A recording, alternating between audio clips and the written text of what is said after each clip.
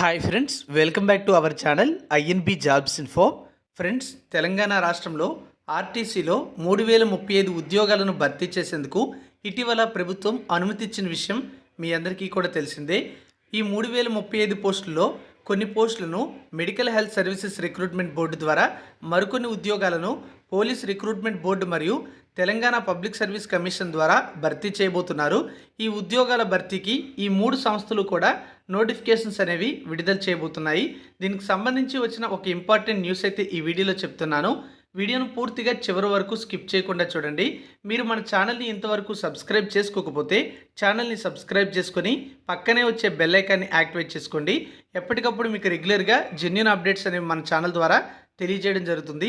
అలాగే మన Telegram, WhatsApp ఛానల్స్లో జాయిన్ అవ్వండి. వాటి లింక్స్ కూడా డిస్క్రిప్షన్లో ఇచ్చాను. చాలా రకాల ఉద్యోగాల సమాచారం అనేది అందులో ఎప్పటికప్పుడు నేను షేర్ చేస్తూ ఉన్నాను. తాజాగా వచ్చినటువంటి ఒక న్యూస్ చూసుకున్నట్లయితే, ఇక్కడ మనం చూసుకున్నట్లయితే 3 సంస్థలకు ఆర్టీసీ నియామకాల బాధ్యత అని చెప్పి ఒక న్యూస్ అనేది ఈరోజు ఈనాడు దినపత్రికలో అయితే వచ్చింది.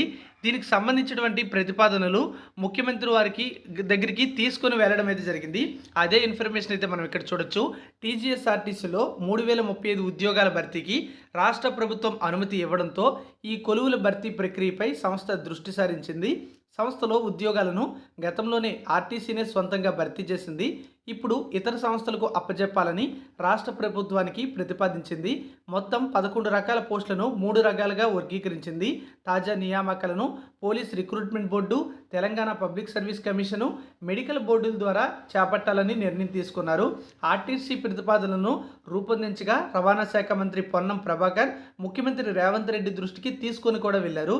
రోడ్డు రవాణా సంస్థలో 12 ఏళ్ల తర్వాత ఉద్యోగ నియామకాలను చేపడుతున్నారు. జూనియర్ అసిస్టెంట్ ఉద్యోగాలు మినహా మిగతా ఏ రకాల ఉద్యోగాల భర్తీకి కూడా ఈ మధ్య కాలంలో నోటిఫికేషన్ అయితే రాలేదు.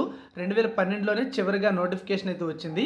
ఆ టైంలో ఆ సంస్థ నియామకాలను 3 సంవత్సరాల క్రితం మనం చూసుకున్నట్లయితే జూనియర్ అసిస్టెంట్ పోస్టుల భర్తీకి మాత్రం Telangana public service commission notification అయితే ఇవ్వడం జరిగింది. మరోపక్క చూసుకున్నట్లయితే ఈ తెలంగాణ ఆర్టీసీలో ఉద్యోగులపై పనిభారం కూడా ఎక్కువగా పడుతుంది. ఎందుకంటే 11,000 ఖాళీలు ఉన్నట్టుగా సమాచారం అయితే ఉంది. ముఖ్యంగా డ్రైవర్ల కొరత తీవ్రంగా ఉంది. అనేక డిపోల్లో డ్రైవర్లు అదనపు గంటలు పనిచేయాల్సి వస్తుందని చెప్పి ఒక న్యూస్ కూడా రావడం అయితే జరిగింది.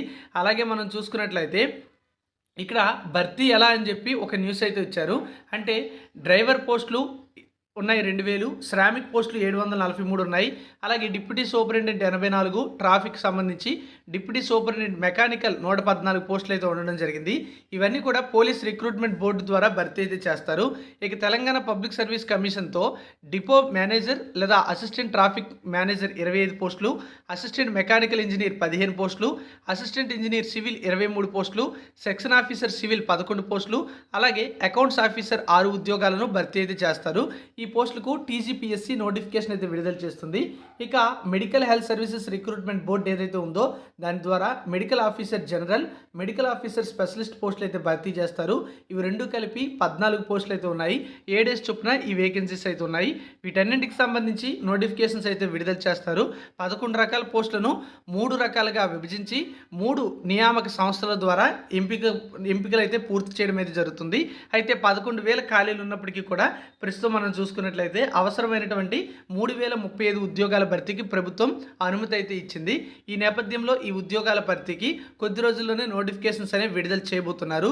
ఎనీ అప్డేట్ మన ఛానల్లో మీకు తెలియజేయడం జరుగుతుంది. కాబట్టి ఛానల్ని సబ్స్క్రైబ్ చేసుకోండి. Thank you for watching.